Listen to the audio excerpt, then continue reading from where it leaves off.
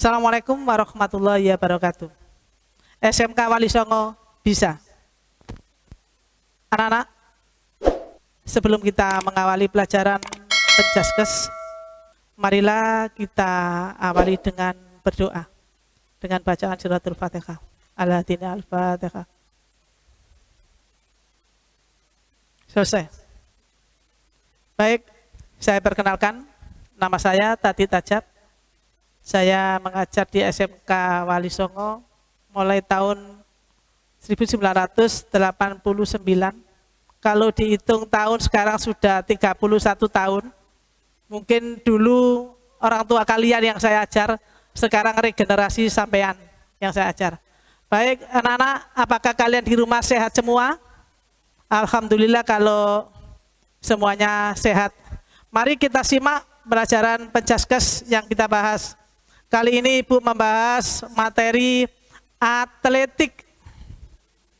Anda tahu bahwa atletik merupakan induk organisasi olahraga.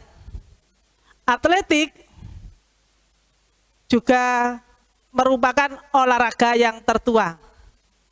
Kita kembalikan bahwa atletik yaitu merupakan induk dari cabang olahraga. Adapun induk tersebut dinamakan 3L. Apa 3L itu? Yaitu lari, lempar, dan lompat. Baik, kali ini kita uraikan satu persatu. Yang pertama adalah lari. Lari dibagi menjadi 3 macam.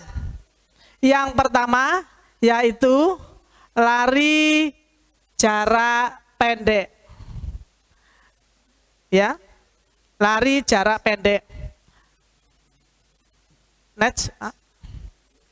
Lari jarak pendek, jarak yang ditempuh yaitu 100, 200, dan 400 meter. Lari jarak pendek disebut juga lari sprint atau lari cepat. Ya. Lari sprint atau lari cepat, di mana lari tersebut dilakukan mulai dari start sampai dengan finish itu dengan kecepatan maksimal. Artinya, kalau kita melakukan lari tersebut, maka ketika ada apa-apa start, yaitu bersedia, siap, ya, mulai dari awal start ini sampai dengan finish ini, yang namanya kecepatan langkah itu sama. Tidak pelan kemudian cepat, atau tidak cepat kemudian pelan. Tetapi mulai dari awal sampai akhir, mulai dari start sampai finish itu dengan kecepatan maksimal. Yaitu seandainya kita mencoba, kita memiliki daya frekuensi kecepatan 98%.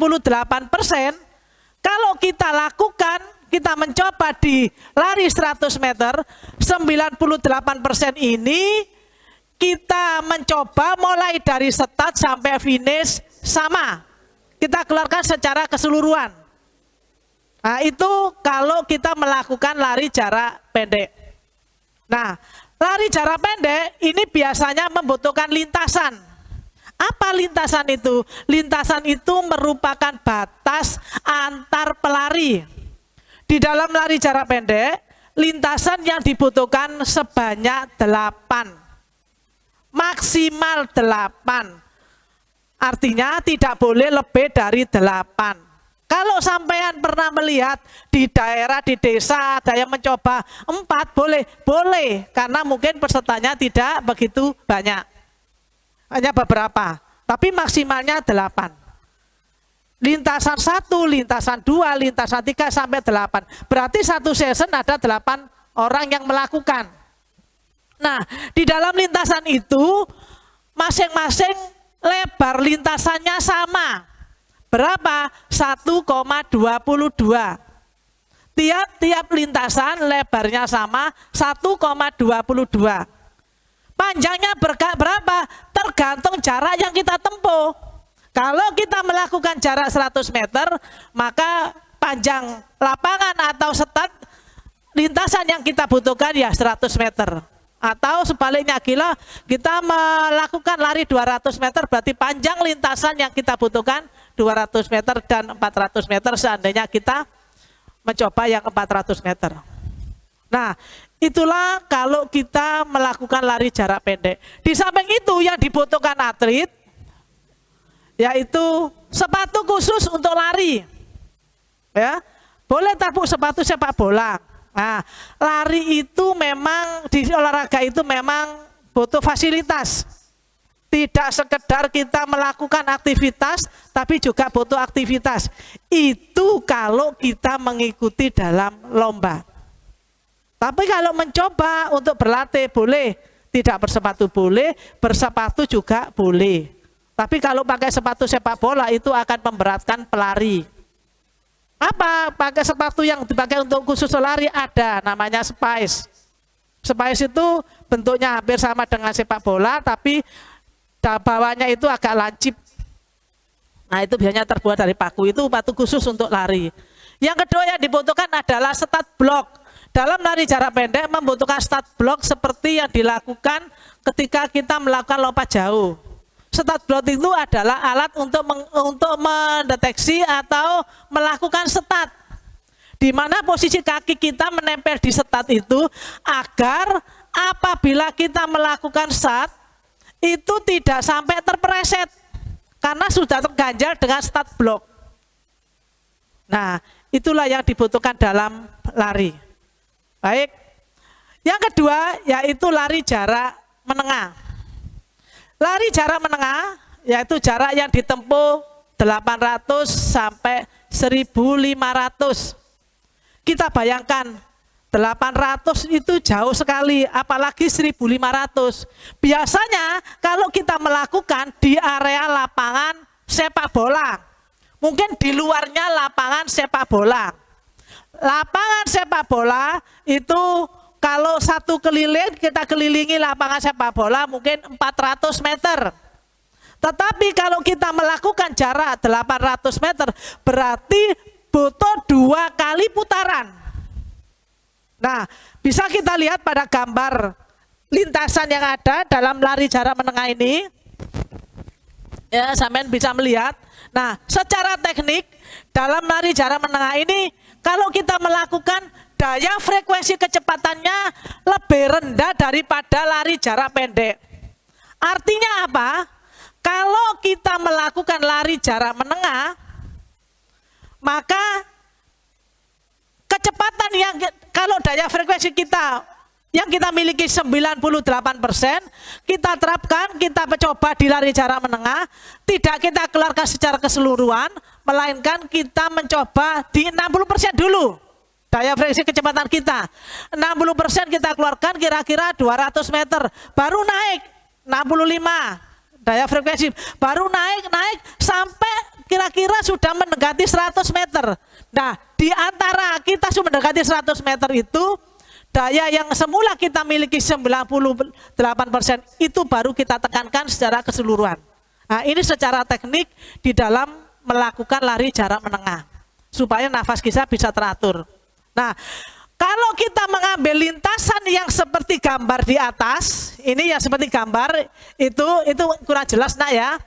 Dalam 1 kali putaran, misalkan ada lintasan 1 itu ada di dalam, ada yang paling dekat dengan lapangan sepak bola. Nah, kalau kita berada di lintasan 1, lintasan 2 atau lintasan 2 atau 3 atau 4, siapapun yang menempati lintasan paling luar, seandainya berputar sudah mencapai 400 meter, boleh masuk ke lintasan dalam. Kenapa? Lebih dekat untuk mencapai garis finish. Tapi asalkan sudah mencapai 400 meter. Kalau belum mencapai 400 meter, maka dinyatakan diskualifikasi. Nah, itu kalau misalkan dalam melaksanakan atau melakukan lari jarak menengah. Lari jarak jauh, yaitu lari yang dilakukan lebih rendah kecepatannya daripada lari jarak menengah. Kalau tadi jarak menengah, frekuensi kecepatan kita keluarkan 60%, jarak jauh mungkin hanya 30%. Kenapa? Karena jaraknya jauh. Kita hanya butuh pelan dulu. Kita mengatur nafas dulu.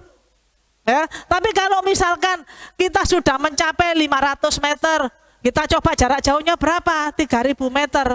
Kita coba 500 meter, 30% frekuensi kecepatan kita.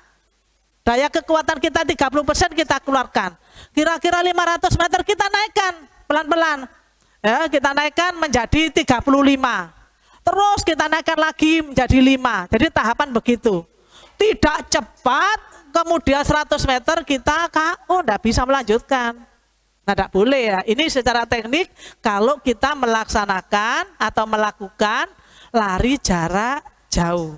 Dan lari jarak jauh, kalau kita ikuti dengan cara lari berputar lapangan, kita kalikan aja. Kalau 1 kali putaran 400, kalau kita mencoba 3000 berarti ya butuh 8 kali putaran.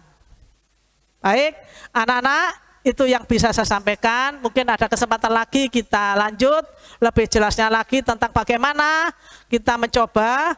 Nah, selanjutnya yang menjadi tugas kalian yaitu silakan membuka link www.elingo SMK Walisongo 2 Ngepol. Nah, silakan, ada tugas di situ. Mari kita coba di rumah di masa Covid ini untuk melakukan aktivitas demi kesehatan kita bersama. Salam olahraga. Assalamualaikum warahmatullahi wabarakatuh.